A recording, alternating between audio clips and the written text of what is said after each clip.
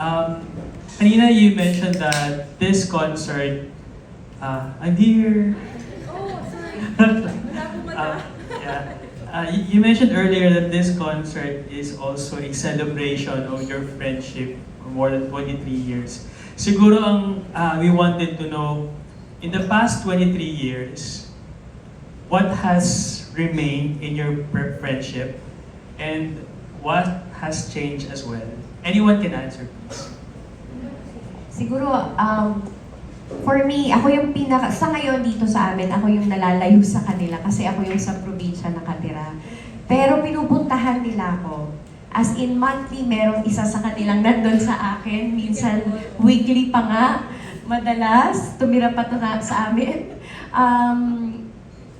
Yung friendship namin kakaiba siya eh. Kahit hindi kami laging nag-uusap, pag nag-uusap kami, parang magkausap lang kami kahapon o kanina.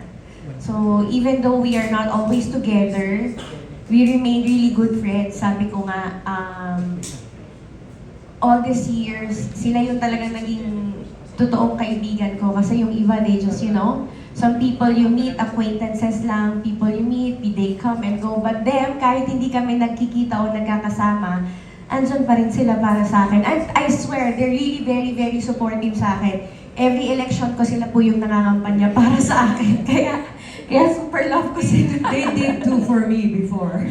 Ayun. So, yan. Talagang close yung friendship namin.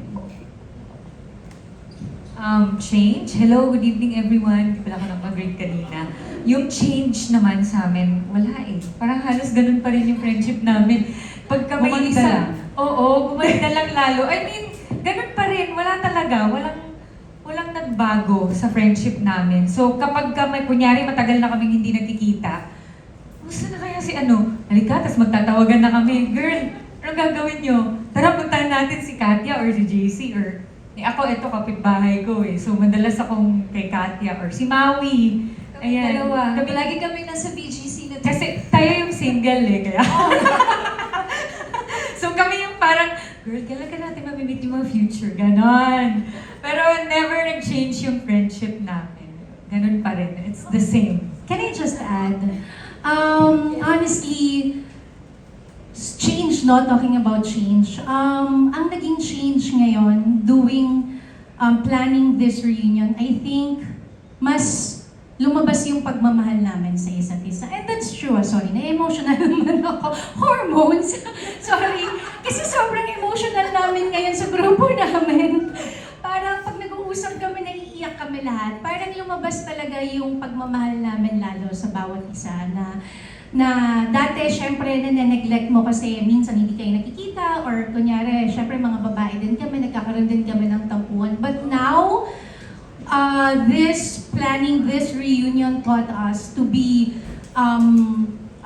grounded, to love each other more, to support each other more, to forgive and forget, and yung talagang pinahalagahan namin ngayon yung bawat isa. Yun yung nangyari ngayon yung journey ng pagbuo ng reunion na to. I think more than the show, it's the journey na naman ulit ngayon na dinadaanan namin, going to the reunion, na nangyari sa bawat isa sa amin, yung pagtingin namin sa bawat isa, yung friendship, yung ang lalim biglang lumalim po. Yun yung naging change, lumalim lalo yung friendship namin ngayon dito sa reunion na to. Yun lang, I just want to add that.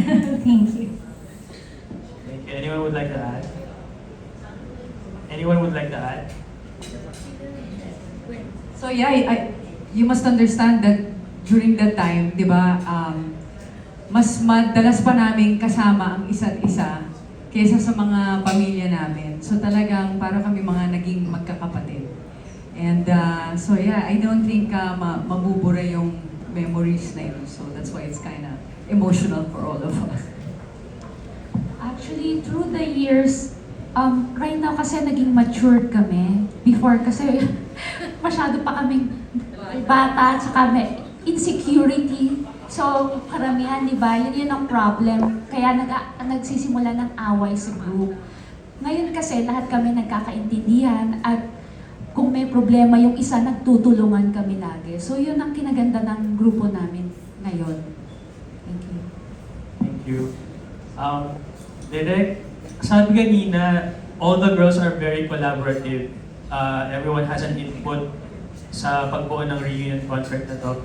But as a director, what do you think? What do you think or what do you see as a challenge in mounting this concert? Ang challenge, number one is yung mailabas mo yung nai-envision ko as a director and then yung idea nila as an artist. So para mapagsama mo yan, medyo yun, very challenging yun. Pero yun nga, once naman na nagkakasundo kayo at okay kayo as a group, as a team, feeling ko yung challenge yun eh, baliwala. And then siguro, isa pang challenge namin dito is ano pa yung mga bago namin ipakikita sa tao. Ano yung hindi pa nakikita ng mga fans nila through the years. So ano yung mga bagong putahe na i-offer natin sa audience. So, ayun.